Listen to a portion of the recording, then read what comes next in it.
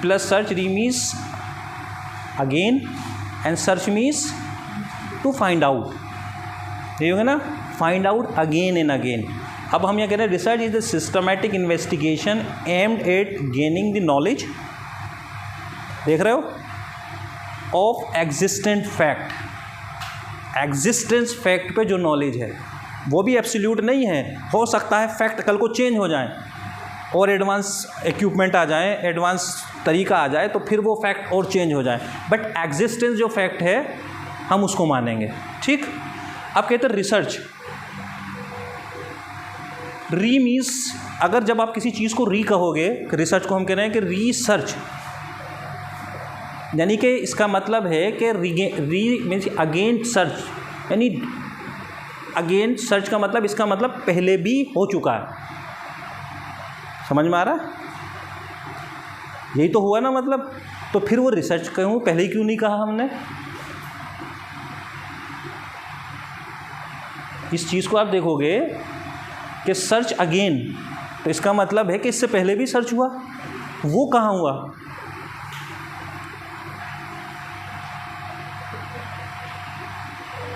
अगर रिसर्च से पहले भी कुछ चीज़ सर्च हो गई तो वो कहाँ हुई?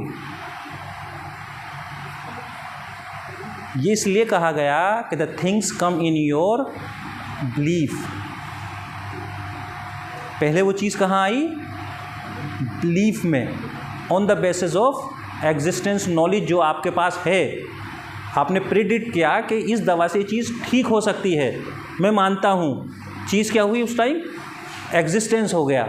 अब हम उसको विद द हेल्प ऑफ, अब search again on the basis of fact and with due procedure, फिर हम उस बिलीफ को एग्जिस्टेंट फैक्ट के साथ चेक करेंगे, फिर तब हम उसको बताएंगे कि ये सही है या नहीं। पहली बात। दूसरी इंपॉर्टेंट बात है रिसर्च में कि हम किसी चीज़ को तभी सर्च कर सकते हैं तब उसका एग्जिस्टेंस हो। यानी कि इस डिपार्टमेंट में आपका दोस्त इमरान जो गया हुआ माउंटेनिंग खेलने, अगर सर कहें कि जाओ कोई सी भी दुनिया की रिसर्च कर लो, जो चाहे ले लो डिपार्टमेंट में, यूनिवर्सिटी में से, उसको सर्च करके लेके आओ, तो क्या पॉसिबल है आप कर लोगे?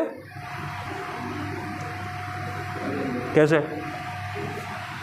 अगर वो यहाँ है ही नहीं, गया आप हिमालय पे बैठा हुआ है, ये रियलिटी है। तो it's important thing is research करने के लिए, कि सर्च के लिए क्या है? एग्जिस्टेंस का होना बड़ा ज़रूरी है। ठीक, एग्जिस्टेंस होगा तो आप जो चीज़ सर्च कर रहे हैं वो चीज़ फाइंड आउट कर सकते हैं, पहला काम रिसर्च में। दूसरी इंपॉर्टेंट थिंग ये है कि ऐसा नहीं है कि आपने नहीं फाइंड आउट किया कि वो रिसर्च नहीं होगी। मान लीजिए सब ने मिलकर ढूंढा इमरान को और इमरान नहीं मिला, तो इसका मतलब ये नहीं कि this is not a research.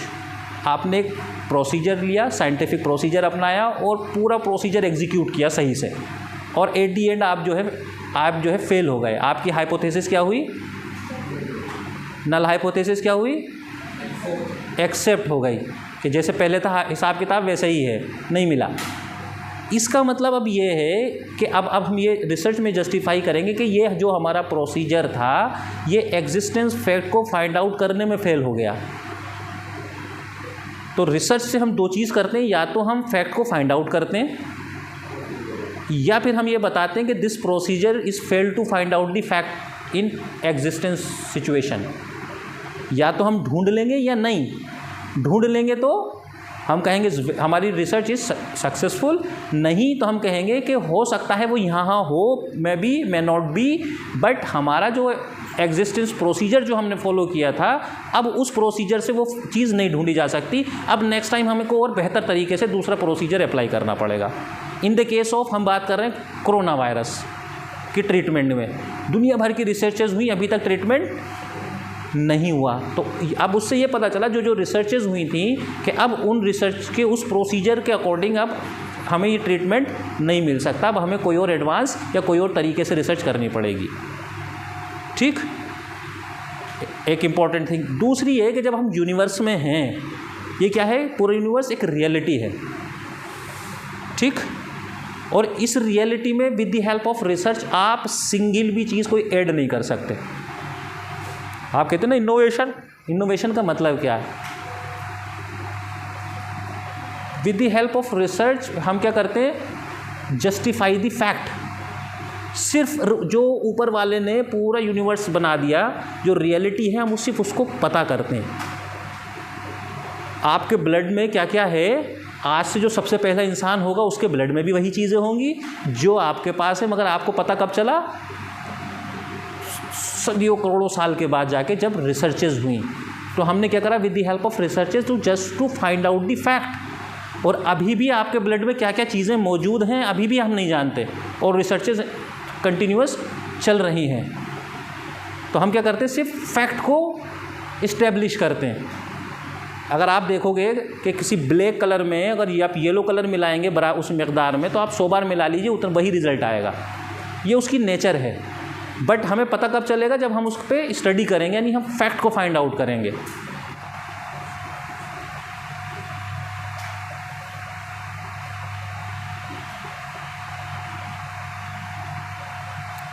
ये बड़े इम्पोर्टेंट हैं, ये आपके एग्ज़ाम में बहुत मिलेंगे आपको। ये सब मैं दे दूंगा आपको, लिखना नहीं, डिस्टर्ब नहीं करना। Steps of research process. Research process बहुत सारे हो सकते हैं, है ना, जो जनरली हम करते हैं, जो हम रिसर्चेज में करते हैं। स्टेप्स क्या है कि आइडेंटिफिकेशन ऑफ दी, सबसे पहला प्रॉब्लम, ये वाला आइटम। ये कहाँ से आया कि जब हम बात कर रहे थे रिलेटिविस्ट थ्योरी ऑफ नॉलेज की, कि जब हम किसी चीज़ को किसी चीज़ से रिलेट कर रहे हैं तो हम कह रहे हैं may be and may not be, तब एक क्वेश्चंस क्रिएट हुआ। उस क्वेश्चंस को हम कहते हैं आइडेंटिफिकेशन ऑफ रिसर्च प्रॉब्लम, है ना। अब हमने जो प्रॉब्लम थी, with the help of review literature, अब हमने रिव्यू लिटरेचर करना शुरू किया।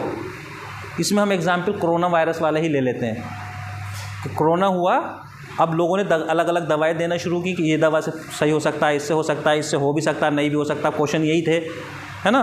तो अब लोगों ने क्या किया, अब लोग रिसर्चर्स ने क्या करा, ये प्रॉब्लम हुई तो रिव्यू ऑफ रिलेटेड लिटरेचर, यानी कि जो पुरानी स्टडीज़ हैं, पुराने उससे रिलेटेड पेशेंट आए, उस तरह के सिम्टम्स जो थे उनकी स्टडी शुरू की। On the basis of related literature हमने क्या किया, एक हाइपोथेसिस को इस्टेब्लिश किया।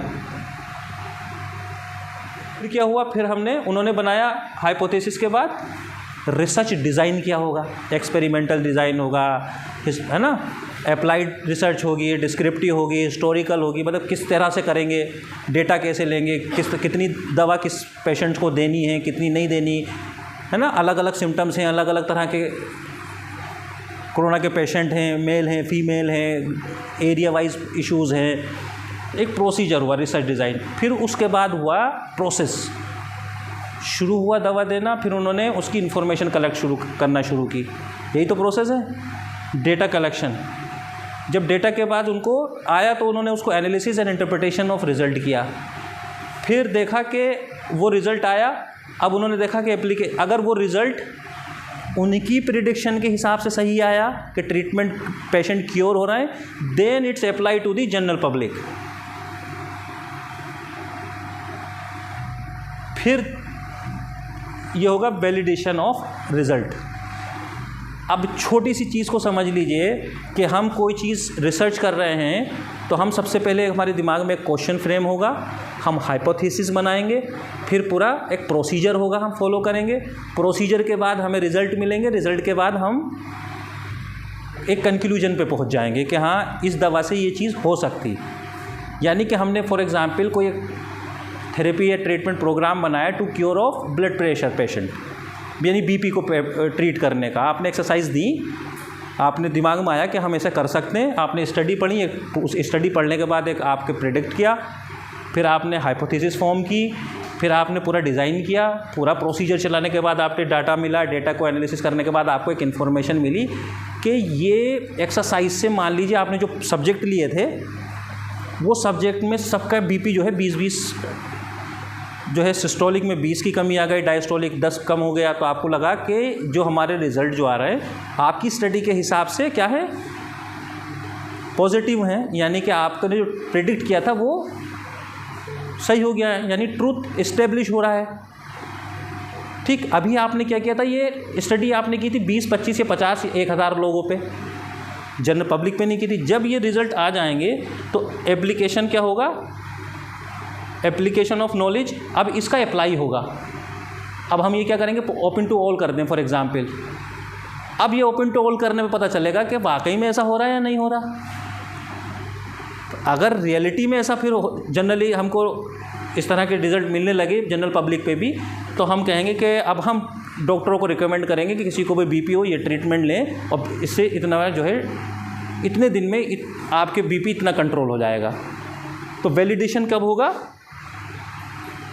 जब हम उसको एप्लीकेशन ऑफ नॉलेज होगा। अदरवाइज़ हो सकता है कि आपने लिया हो, उनका किसी और वजह से या उस ग्रुप का सही हो गया, औरों पे नहीं हो रहा हो, यहाँ तक कोई प्रॉब्लम नहीं। फंक्शन ऑफ रिसर्च, तो bringing new knowledge to the light, यानी कि हमें नई नॉलेज लेकर आनी है। यानी नॉलेज कब आएगी, जब हम अपने फैक्ट को इस्टेब्लिश करेंगे ट्रूथ के साथ, विद एग्जिस्टेंस ऑफ नॉलेज। ठीक, ये कैसे होगा हम बता ही रहे थे पहले। आपने वो फिल्म देखी होगी चुप चुप के, है ना, राजपाल यादव, जब वो पूछते हैं कि ओमपुरी है कि उसमें दूसरा कौन है। हाँ हाँ, नहीं शाहिद कपूर भी है तुम्हारा दोस्त। राजपाल यादव, जब ओमपुरी उससे कहते हैं ना कि धराओ, तो कहते हैं कि जूते पॉलिश किससे आते हैं, तो वो क्या कहता है कि जूते पॉलिश किसको कहते हैं, तो कहता है कि मुझसे तो बिल्कुल ही नहीं आते। ये बहुत अच्छा कहता है, मास्टर है मास्टर। तो वो क्या कहते हैं कि नहीं नहीं जूते पुराने हैं, इसे दो, तुम्हें ही करने हैं, पहले सीख लो तुम, बाद में नहीं मिलेंगे। फंस जाता। फिर थोड़ी देर में फिर वो आगे पूछता है कि वो कपड़े धोना किसको आता, तो फिर उसका दिमाग लगाता। पुरानी नॉलेज उसके पास थी ना, अब उसका बिलीव क्या हुआ कि अगर मैंने कहा कि मुझसे नहीं आता तो फिर मुझे मिल जाएंगे, तो फिर गया कि नहीं नहीं मैं तो मास्टर हूँ, धोने मास्टर, इससे बिल्कुल नहीं आता, कि ना इसको सिखा दूंगा मैं। बोले नहीं नहीं, अब उस टाइम क्या कहता, कपड़े नए हैं तुम्हें ही धोने। तो क्या हुआ, बिलीफ गड़बड़ हो गया। नॉलेज क्या थी, थोड़ी सी नॉलेज थी। तो हम ये कहते हैं कि bringing the knowledge to the light, correct the mistakes. हो सकता है कि हमारे पास मिस्टेक्स हों, हमारे जो हम रिसर्च पहले हुई हैं उनमें कुछ कमियां हों, है ना। तो हमेशा क्या है, एक प्रोग्रेस और एडवांसमेंट का एक रास्ता खुला रहता है, हम वो करते हैं। रिमूव्स मिसकॉन्सेप्शंस, बहुत सारे मिसकॉन्सेप्शन हैं सोसाइटी में, है ना। तो वो कब कैसे रिमूव होंगे, जब हम उसको फैक्ट को इस्टेब्लिश कर देंगे। सोसाइटी में हो सकते हैं, घर पे हो सकते हैं, है ना। कुछ लोगों के अलग अलग तरह के बिलीफ हैं, बट कुछ वो फैक्ट है ही नहीं, है ना। कुछ लोग उसे फैक्ट तरह समझ के करते हैं। तो वो कब ख़त्म होंगे, रिमूव होंगे, तब हम with the help of research, जब हम उनको फैक्ट बता देंगे। ठीक, एड टू एग्जिस्टेंस नॉलेज, यानी तो नॉलेज है, जो नॉलेज और रहेगी तो हमारी नॉलेज में और क्या होगा, इजाफा हो जाएगा। ठीक, ये इसकी अप्रोच है। अप्रोच मीन्स कि हम रिसर्च को किस तरह से करना चाहते हैं, यानी किस तरह से अगर रिसर्च करेंगे वो हम अप्रोच क्या क्या होगी। जैसे कि सिस्टमेटिक अप्रोच, हमेशा research always in systematic way में होगी। अगर कोई भी रिसर्च है, इनोवेशन है, अगर आपको कहीं मिलती भी है वहाँ सिस्टमेटिक प्रोसेस नहीं है, तो हम उसको रिसर्च नहीं कहेंगे। तुक्का लग जाए वो अलग बात है, तो हम क्या कहेंगे उसको, research always in systematic manner. दूसरा कह रहे हैं कि लॉजिकल रीज़न होगा, रीजनिंग, यानी कि हम कोई रीज़न दे रहे हैं, 2 और 2 4 कह रहे हैं, तो एक उसका कुछ ना कुछ लॉजिक होना चाहिए।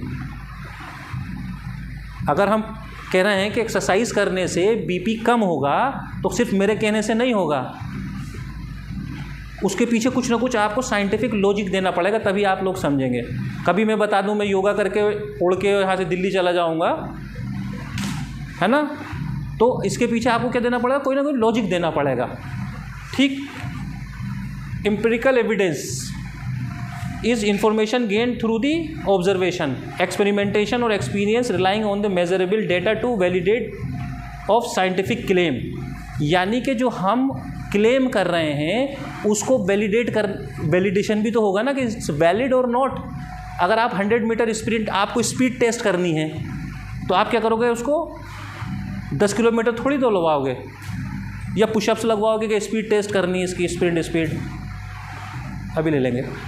ठीक, तो हम क्या होगा, वैलिडेट करेंगे, यानी कि 50 मीटर या 100 मीटर स्प्रिंट।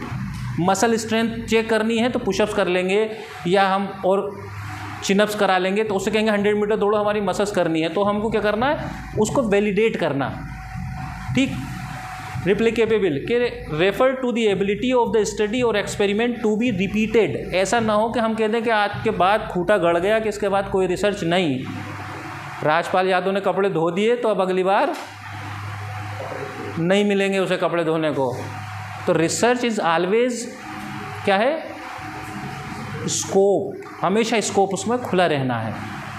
ये कभी एब्सोल्यूट नहीं होगा, यानी कि आज मोबाइल है, कल को आपको और आईफोन 16 लॉन्च हुआ है तो 17 भी आएगा विद न्यू फीचर्स के साथ।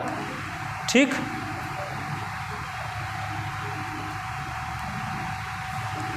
Objective and unbiased. Objectivity means the ensuring that conclusion are based solely on a factual evidence and logical reasoning है कि बेस्ट क्या डेफिनेशन रिसर्च की हो सकती है। पहला क्या है, सिस्टमेटिक इंक्वायरी टू डिस्क्राइब। हम किसी चीज़ को डिस्क्राइब करेंगे, ये ग्लास रखा है, अगर हम इस पर स्टडी करेंगे तो हम डिस्क्राइब कर सकते हैं कि इसका शेप इतना है, इतना कर्व है, बेस इतना है, इतना इसमें पानी आएगा और इसमें क्या क्या कंटेंट अवेलेबल हैं। ठीक, एक्सप्लेन, किसी चीज़ को हम with the help of research predict भी कर सकते हैं। आजकल आपने देखा होगा कि आप प्रेडिक्ट करते हैं कि इतने साल के बाद चंद्रग्रहण दोबारा होगा, एक उल्का पिंड 1938 में 2038 में हमारे इतनी दूर से निकलेगा। That is the prediction on the basis of research. Control the observe phenomena, जो हम ऑब्जर्व कर रहे हैं हम उसको कंट्रोल भी कर सकते हैं, यानी एक्सपेरिमेंट को हम कंट्रोल कर सकते हैं। तो ये तो है इसका सही जवाब। दिस इज़ द रिसर्च क्या होगा, ऑलवेज सिस्टमेटिक इंक्वायरी होगा, to establish the fact, to establish the knowledge, है ना, explain, predict and control the observe phenomenon. इसके 3 ऑप्शन हो रहे हैं। ये कह रहे हैं research is a structure process involving systematic investigation to data gathering करना है, टेस्ट करना है, हाइपोथेसिस को टेस्ट करना है, प्रोवाइड इंसाइट करना है और स्पेसिफिक फेनोमेनन में। This is the process of यानी रिसर्च। तो इसलिए कहते हैं कि रिसर्च आप कैसे डिस्क्राइब करेंगे, this is systematic inquiry to describe. आगे कह रहे हैं a random exploration of various topic. अब रैंडमली किसी चीज़ को एक्सप्लेन करने लगे या एक्सप्लोर करने लगे, ऐसा तो नहीं होता। बाकी ये क्या है, सिस्टमेटिक है एंड प्लान प्रोसेस है। And informal search for information, किसी चीज़ को सर्च कर रहे हैं तो फॉर्मल तरीका होगा, इनफॉर्मल नहीं। क्यों? क्योंकि आपका प्रोसेस कैसा है, साइंटिफिक है और प्लान्ड है। अब a method of problem solving through, ऐसा तो नहीं होता कि हम थ्रू साइंटिफिक प्रोसीजर। ठीक, तो पहला क्वेश्चन क्या है कि which of the following best defined research क्या है, systematic inquiry to describe the explain predict and control the observe phenomenon. समझ में आ गया? ये मैं आपको पीपीटी दे दूंगा।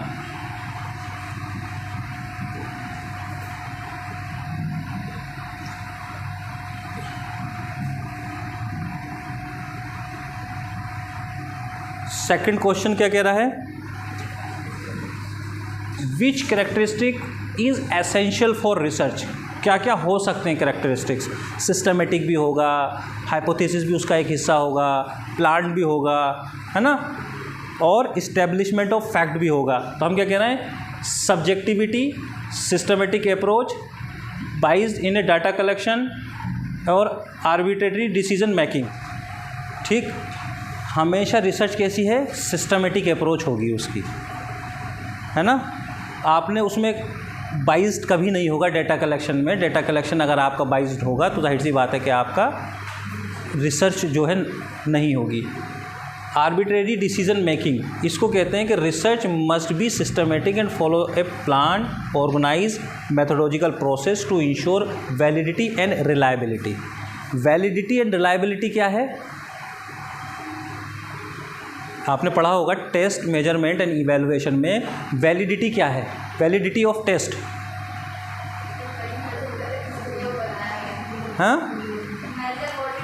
हाँ, वैलिडिटी मीन्स हमने कहा कि को 100 मीटर यानी किसी का वज़न वेट टेस्ट करना है तो it should be test by the उसी इक्विपमेंट से विच वाज इस्टेब्लिश और या which was making for the specific purpose. यानी वेइंग मशीन से ही वेट होगा, आप उसे दौड़ा के वेट नहीं कर सकते। इसीलिए इसको कहते हैं कि इट शुड बी वैलिड, यानी कि टेस्ट है तो ये उस पर्पस के लिए है जिसके लिए इसको डिज़ाइन किया गया। ठीक। Reliability means it should B reliable.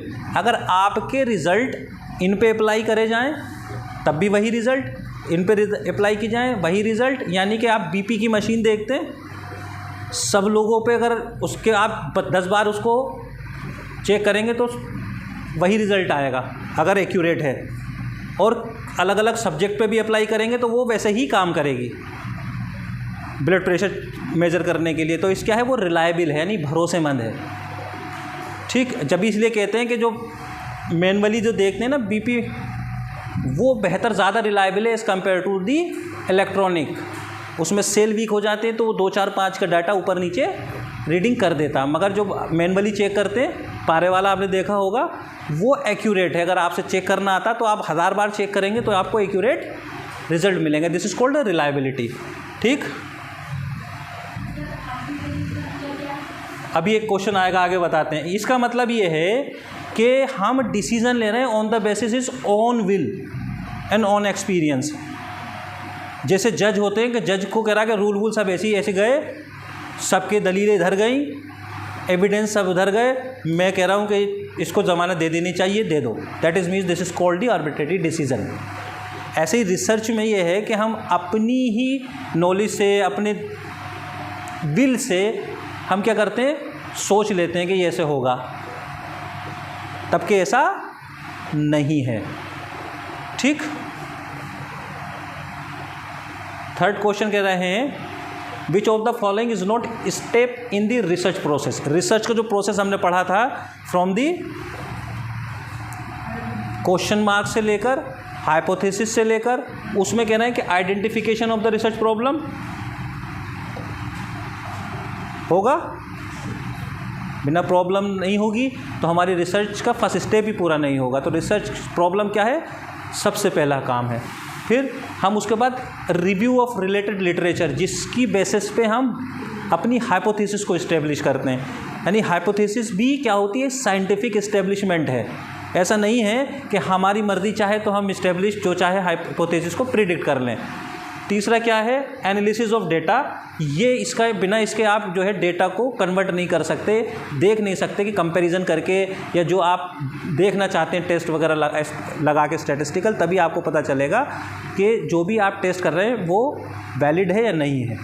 Third क्या है, इग्नोरिंग द प्रीवियस स्टडीज़। ये ऐसा हो ही नहीं सकता कि हम कभी रिसर्च करें और पहले जो रिसर्च हुई है उसको इग्नोर कर दें।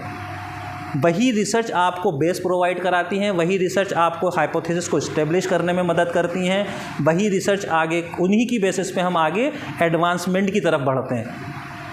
ठीक है, यहाँ तक तो कोई प्रॉब्लम नहीं है।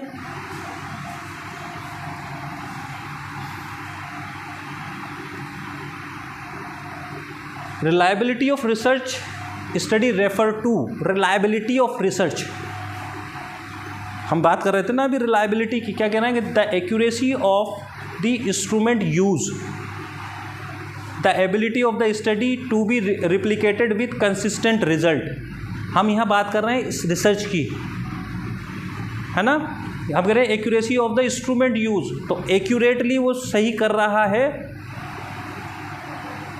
ना, ये इक्विपमेंट की बात हो रही है।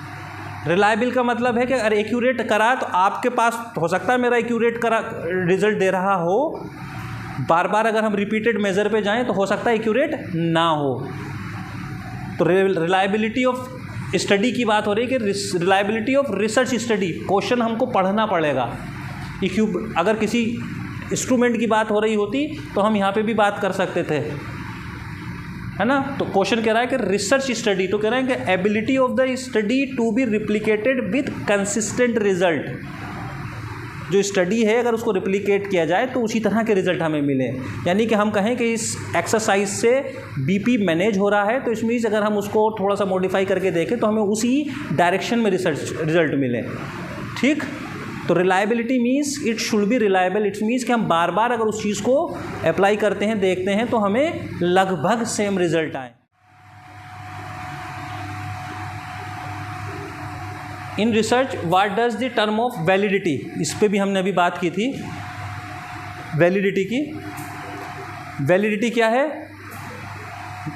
हम ये कह रहे हैं, पहला क्या कह रहे हैं हम, number of participant in the study. ये तो क्या है, किसका पार्ट है पार्टिसिपेंट वाला, सैंपल है ना, सैम्पलिंग का है। Degree to which a study accurately measure what it intend to measure, यानी जिस चीज़ के लिए इसको बनाया गया है वो उस चीज़ को सही से मेज़र कर रही है। यानी हमने स्टडी करके एक हैंड डायनोमीटर बनाया जिससे कि हैंड की स्ट्रेंथ को हम चेक कर सकें, और वो इक्विपमेंट वो बहुत अच्छे से हैंड की स्ट्रेंथ को चेक कर रहा है बार बार सही तरीके से। तो इसका मतलब क्या कह रहे हैं हम कि द इक्विपमेंट इज़ वैलिड। एक और research can be define as, हम पहले कहेंगे scientific procedure of gathering, analysing, interpreting of information. Information means data, collection, analysis, interpretation of data, this is the process of research. अब interpretation के बाद हम उसको कहते हैं एप्लीकेशन ऑफ नॉलेज। अगर आप उसको एक्सटेंड करेंगे, जब एप्लीकेशन ऑफ नॉलेज इन करेंगे तो उसके बाद हम क्या होगा, वैलिडेशन ऑफ आपकी रिसर्च। आपने देखा होगा टेस्ट आते हैं, फिजिकल फिटनेस टेस्ट आपने पढ़े होंगे ना, ऑफर यू टेस्ट है ना, क्रॉस वेबर टेस्ट। ये टेस्ट में लिखा होगा वैलिडिटी एंड रिलायबिलिटी। तो ये वैलिडिटी रिसर्च कंप्लीट होने के बाद हम उसको वैलिडिटी और रिलायबिलिटी को इस्टेब्लिश करते हैं, तभी हम उसको अप्लाई करते हैं आगे के लिए। विच of the following is not a step in research process, इस रिसर्च प्रोसेस का इन चार में से कौन सा हिस्सा नहीं है। सबसे पहले हम क्या करते हैं, प्रॉब्लम होगी तभी तो रिसर्च होगी, हाइपोथेसिस होगी, और हम रिज़ल्ट को रिपोर्ट करेंगे, यानी रिज़ल्ट्स हमारे पास आएंगे। बाकी जो बचा तीसरा कि रैंडमली गेस दी रिज़ल्ट, वो हमारे रिसर्च प्रोसेस का हिस्सा नहीं होंगे। ठीक, इसको आप याद भी कर लोगे तो पता प्रॉब्लम क्या होती है कि हम बुक से रट लेते हैं, याद कर लेते हैं आंसर, फिर जब क्योंकि क्वेश्चन एज इट इज़ नहीं आएगा। हो सकता है इसी क्वेश्चन में से कोई भी एक, इन चार ऑप्शन में से एक चीज़ उठाए कोई जो पेपर इवेलुएटर, और फिर उसको रीफ्रेम कर दे। ठीक, आप तो सोचते जैसे बुक में तो एज इट इज़ आते ही नहीं है, क्योंकि जब उसकी जो प्रिंसिपल हैं जब क्वेश्चन सेटिंग के, वो यही होते हैं कि ना तो बुक से आप लेंगे, ना नेट से लेंगे, है ना, और जहाँ से लेंगे आप उसका रेफरेंस देंगे। तो वो यही करते हैं कि जिस तरह से क्वेश्चन है, इन्हीं क्वेश्चन में से एक ऑप्शन लिया, उसको एक्सप्लोर किया और नए उसमें ऑप्शन इस्टेब्लिश कर दिए। Why is selecting a research design important in the research process.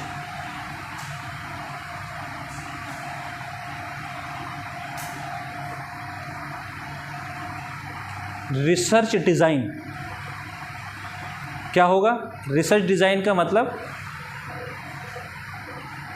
हम कोई रिसर्च कर रहे हैं तो रिसर्च का एक मेथोडोलॉजिकल प्रोसेस होगा, है ना। हम या तो किसी का हिस्टोरिकल कर रहे हैं तो उसके लिए अलग होगा, एक्सपेरिमेंटल रिसर्च कर रहे हैं अलग होगा, अप्लाइड रिसर्च है तो उसके लिए अलग होगा। तो उस रिसर्च डिज़ाइन को क्या करना है आपको, उसको सिलेक्ट करना क्यों इम्पोर्टेंट है, क्योंकि हर तरह के डिज़ाइन के लिए हम अलग अलग तरह की इन्फॉर्मेशन के लिए अलग तरह के डिज़ाइन ऑफ स्टडी रिसर्च के मेथड हम यूज़ करते हैं, यानी कि हम प्रोसीजर अलग अलग अपनाते हैं। जैसे वो कह रहे हैं कि ना क्वालिटेटिव रिसर्च, उसका जो है प्रोसेस डेटा कलेक्शन का अलग, क्वांटिटेटिव रिसर्च का अलग, और उसमें भी आप अलग अलग फील्ड में चले जाएंगे और अलग अलग एक्सपेरिमेंट में चले जाएंगे तो आपको अलग अलग प्रोसीजर मिलेंगे। तो हम कहते हैं कि determine the tools procedure for collecting and analysing of data. अगर आपने टूल ही गलत कर लिया, सिलेक्टिंग यानी कि आप किसी की लिपिड प्रोफाइल पे काम कर रहे हैं, वो कैसे टेस्ट होगा, आप ब्लड टेस्ट कराएंगे तभी प्री टेस्ट होगा, फिर एक्सरसाइज के बिटवीन में भी ले सकते हैं, लास्ट में भी ले सकते हैं। तो उसके लिए क्या होगा, हमारा टूल्स ब्लड लेना है और ब्लड को जो भी स्टैंडर्ड मशीन से उससे इवेलुएट करना है। पता चला कि अब हम कैसे कह रहे हैं कि हम उसको सिर्फ लिटा के और मेजर करके देख लेंगे कितना फैट है इसमें। तो हमको ये क्या करना पड़ेगा, जो प्रोसीजर है, टूल्स हमको पहले ही, जो रिसर्च डिज़ाइन है वो हमको इसलिए इम्पोर्टेंट है कि हमें पता चल जाता है कि हमारा टूल क्या होगा, प्रोसीजर क्या होगा और डेटा कलेक्शन कैसे होगा। ठीक,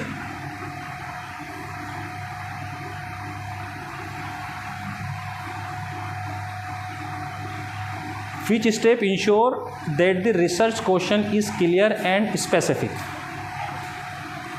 रिसर्च क्वेश्चन जो होगा, जो हम कह रहे थे कि बिलीफ एंड ट्रूथ दो ही चीज़ें हैं ना, उनके बीच में क्वेश्चन आएगा, may be and may not be, फिर हम एक क्वेश्चन बनेगा। तो वो कह रहे हैं कि क्या चीज़, which step ensure the research question is clear and specific. जो हम रिसर्च की प्रॉब्लम बनाएंगे, यानी जो टाइटल हमारी जो रिसर्च प्रॉब्लम होगा वो इस चीज़ को डिफाइन करेगा। किस चीज़ को? रिसर्च क्वेश्चन को। मतलब जो हमारी प्रॉब्लम थी, जो हमने क्वेश्चन किया कि हमारा बीपी कम नहीं हो रहा, कैसे हो, एक्सरसाइज से होगा नहीं होगा, ये क्वेश्चन है। प्रॉब्लम है कि मुझको अपना बीपी कम करना है, ये क्वेश्चन है, रिसर्च क्वेश्चन हो गया। अब जब हम थीसिस का टाइटल करेंगे, रिसर्च प्रॉब्लम लिखेंगे, तो वो डायरेक्टली उसको, उससे पता चल जाना चाहिए कि ये स्टडी इस पर्पज़ के लिए हो रहा है। ये यानी डिफाइनिंग द रिसर्च प्रॉब्लम। जब आप रिसर्च प्रॉब्लम को डिफाइन करेंगे तो उससे ही पता चल जाएगा कि इस प्रोसेस, जो प्रोसेस है रिसर्च का, वो किस क्वेश्चंस को सॉल्व करने के लिए किया जा रहा है।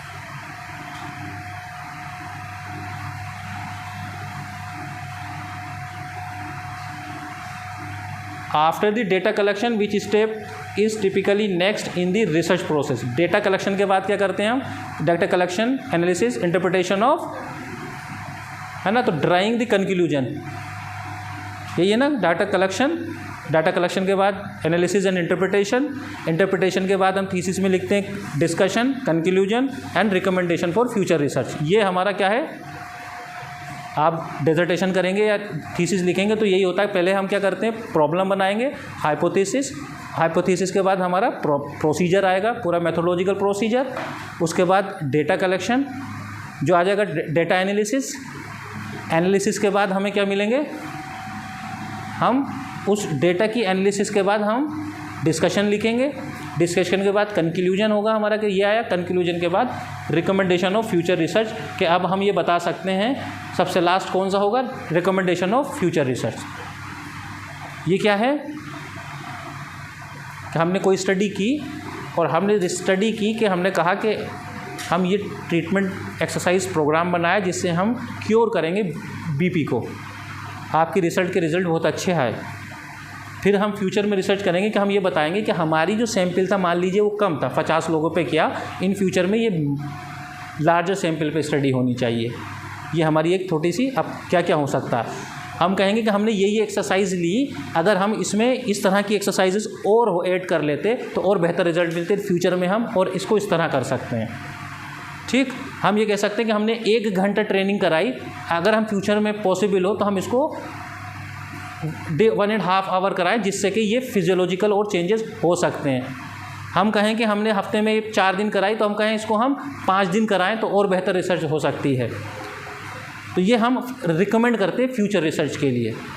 इसीलिए हम कहते हैं कि रिसर्च में हमेशा स्कोप रहता, रिपीटेड मेज़र और बेहतर तरीके से, कि हम कहेंगे कि हमने ये वाला इक्विपमेंट यूज़ किया, अब इससे बेहतर इक्विपमेंट और हैं, हमने 2D पे काम किया, अब 3D पे सेम काम बेहतर तरीके से हो सकता है।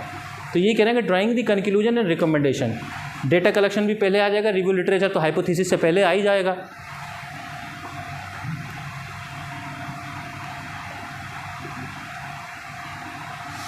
Research is a investigation of A phenomenon. ये जो बुक मैंने आपने दिखाई थी उसका पहला क्वेश्चन है। तो क्या है? सिस्टमेटिक एंड क्रिटिकल इंक्वायरी, कि हमेशा स्टडी क्या होगी? सिस्टमेटिक होगी। क्या है? Systematic and uncritical.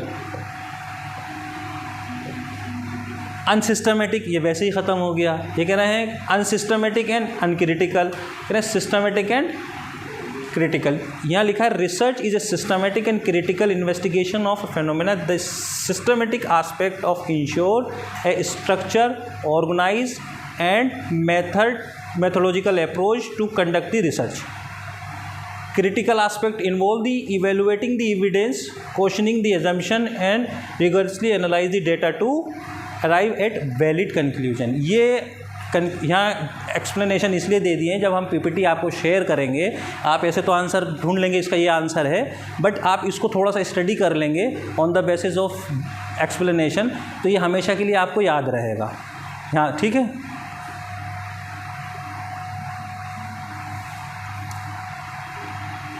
ये 4-5 क्वेश्चन है, ज़्यादा नहीं है, last. Search of fact can be, हम कैसे सर्च कर रहे थे फैक्ट को? With the help of research. तो इस्टेब्लिश करेंगे फैक्ट। ये फिर देखो ये वाला आ गया ना जो आप पूछ रहे थे पहले, यह है साइंटिफिक इन्वेस्टिगेशन होगा। बुक में ऑप्शन दिया हुआ है शायद ए और बी। जब आप इसको पढ़ेंगे कि the search for the fact in research is scientific nor arbitrary.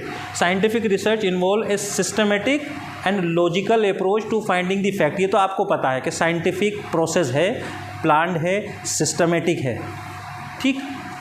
Arbitrary search कहते हैं generally refer to a search process that lack of systematic approach. इसमें जो है सिस्टमेटिक अप्रोच नहीं होती और स्पेसिफिक क्राइटेरिया भी नहीं होता। It involve searching without A clear plan, कोई प्लान क्लियर भी नहीं है। Pattern and direction openly relying on random and subjective decision rather than structure method. इसमें यही है कि आपने ऐसे ही कोई प्लान नहीं किया, ऐसे ही कुछ किया और अपना डिसीजन ले लिया, ठीक।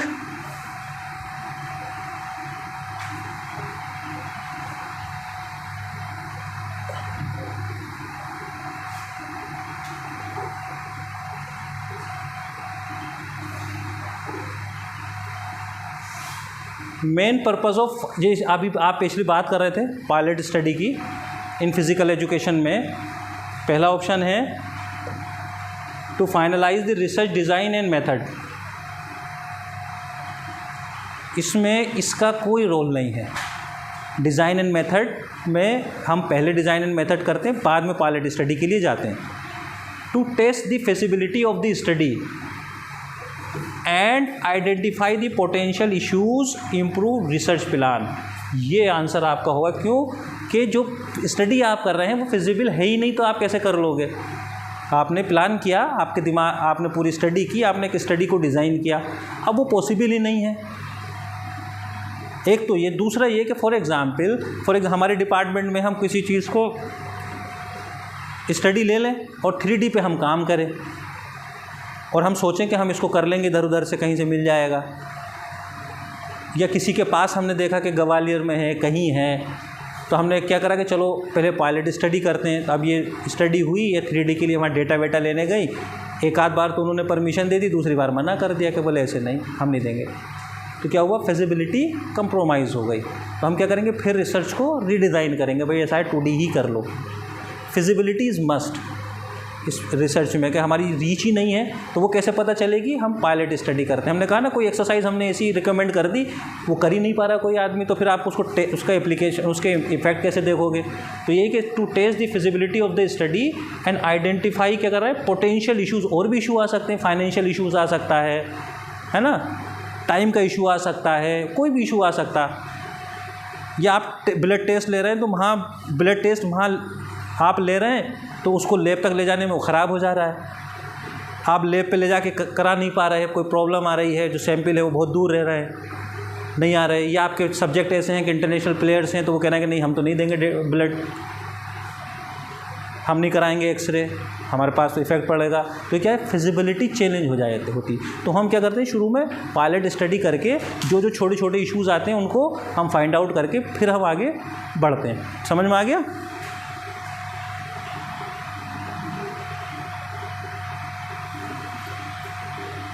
Scope in research is indicated by. ये बहुत अच्छा क्वेश्चन है, तुम बताओ। हाँ,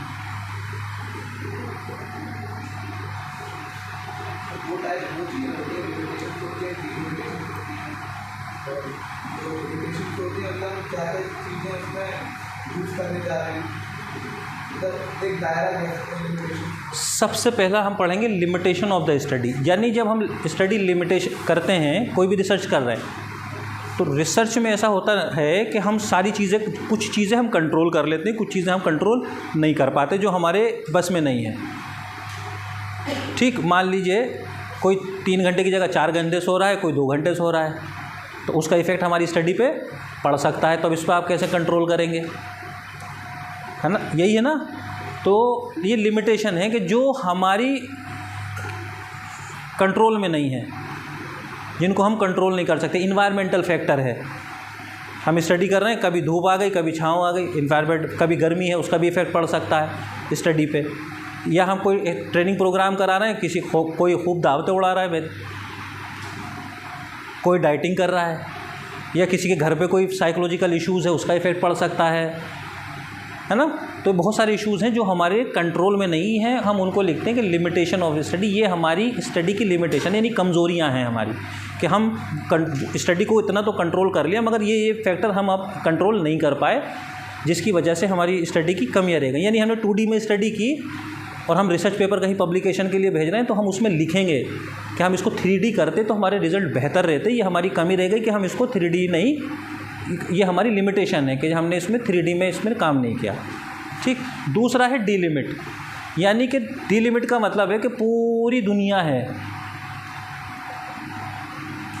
अब इस दुनिया में करोड़ों लोग हैं, तो सब पे आप स्टडी तो कर नहीं सकते। इंडिया में इंडियन पॉपुलेशन पे करोगे तो वो डीलिमिट हो गया। इंडिया में आप कहोगे कितना बड़ा इंडिया है तो मैं कितने बड़े सैंपल लूँ, चलो भाई और डीलिमिट कर लो, यूपी पे कर लो। आप कहोगे यूपी में कहाँ कहाँ भागा फिरूंगा, मेरे तो पूरी PhD में 5 साल इसी में निकल जाएंगे घूमने में। चलो यूपी के अलावा अलीगढ़ डिस्ट्रिक्ट कर लो, अलीगढ़ के अलावा और कम करना है तो AMU कर लो, AMU में भी करना है तो मास्टर स्टूडेंट ले लो। तो जो इस सब्जेक्ट पे हम स्टडी करते हैं तो वो हम उसको डीलिमिट करते हैं कि हम सिर्फ इन लोगों पे, यानी हम फीमेल पे ही काम करेंगे, वो भी नॉर्थ इंडिया की। अब जो रिज़ल्ट की क्या कह रहे हैं, स्कोप ऑफ रिसर्च, अब इसकी ज़्यादा एप्लीकेबिलिटी क्या होगी कि नॉर्थ इंडिया की जो फीमेल है वो उस पर अप्लाई होगी एप्लीकेशन रिज़ल्ट। यानी कोई अमेरिका में कोई फिजिकल फिटनेस का टेस्ट बना, अब उसको इंडियन कंडीशन में आप लाओगे तो क्या होगा, ये प्रॉब्लम हो गई। रिसर्च क्या है, स्कोप उसका यहाँ नहीं है, उसका वहीं था, क्योंकि सैंपल उनके वहीं थे, उसी अमेरिकन कंडीशन, अमेरिकन लोग थे। अब यहाँ लाएंगे तो आपको इस कंडीशन में उसको रीस्टैब्लिश करना पड़ेगा। यानी कोई स्टडी कोई फिजिकल एजुकेशन स्टूडेंट पे करे उनकी मेंटल टफनेस पर, तो वो स्टडी के रिजल्ट सब पे अप्लाई थोड़ी होंगे, वो सिर्फ फिजिकल एजुकेशन स्टूडेंट का ही पे ही स्कोपिंग होगा उनका। तो इसलिए कहते हैं कि स्कोप क्या है, डिलिमिटेशन ऑफ स्टडी, कि हम अपनी स्टडी को डिलिमिट कर लेते हैं अपनी फिजिबिलिटी के हिसाब से, टाइम के हिसाब से, पैसे के हिसाब से, इक्विपमेंट के हिसाब से। ठीक। डिलिमिटेशन का मतलब है कि हम सिर्फ 100 लोगों पे स्टडी करेंगे, 500 पे करेंगे, फीमेल पे करेंगे, सिर्फ हम टेनिस एल्बो के पेशेंट पर ही करेंगे तो टेनिस के एल्बो के पेशेंट पे स्टडी होगी। शिवानी की स्टडी है हील हाइट गर्ल्स पे, जो हील पहनती हैं उन पर ही वो उसका स्कोप होगा, जो नहीं पहनते उन पे नहीं होगा, है ना। कुछ फुटबॉल स्टडी प्लेयर पे काम करें तो वो फुटबॉल प्लेयर पे ही उनका स्कोप होगा, वो आप कहोगे हॉकी प्लेयर पे वो फिजिकल फिटनेस टेस्ट लगा दो तो नहीं होगा। तो ये क्या है, डीलिमिट, कि हम अपनी स्टडी को अपनी कंडीशन के अंदर लेकर आते हैं, जिसमें आपकी बहुत सारे फैक्टर्स काम करते हैं, फाइनेंशियल से लेकर, टाइम से लेकर, फिजिबिलिटी से लेकर। ठीक। Practical problem and finding the solution of it. तो अप्लाइड, यानी कि हम उस रिसर्च को अप्लाई कर रहे हैं, और यही रिसर्च आपको इमीडिएट सॉल्यूशन चाहिए, एक तो सॉल्यूशन चाहिए और एक इमीडिएट चाहिए, that is called action research. एक तो ये कि हमारे साथ प्रॉब्लम हो गई, कोरोना की बहुत ज़बरदस्त प्रॉब्लम है, हमें जो है उसका इलाज को फाइंड आउट करना और इमीडिएट करना, तो हमें क्या है, एक्शन प्लान बनेगा, एक्शन रिसर्च। कंप्यूटर ख़राब हो गया, इमीडिएट सोल्यूशन। आप कह रहे हैं कि अप्लाइड रिसर्च मीन्स कि हम उसको स्टडी कर लें और उसको पब्लिक पे अप्लाई कर सकें। यानी कि हम क्रिकेट प्लेयर पे स्टडी करें और बताएं कि स्विंग कैसे होती है, और वो हमने स्टडी से फाइंड आउट करें प्रॉब्लम सोल्यूशन कि स्विंग ऐसे होती है, और फिर हम उसको अप्लाई करें, जाके ट्रेनिंग दें प्लेयर्स को। तो ये कौन सी हो गई, अप्लाइड रिसर्च। इसमें कंडीशन नहीं है कि इमीडिएट ही सोल्यूशन चाहिए। एक्शन रिसर्च में सेम सब चीज़ यही रहेगी, मगर उसमें सोल्यूशन इमीडिएट चाहिए। जैसे कोरोना आ गया तो इमीडिएट सोल्यूशन है। Thank you.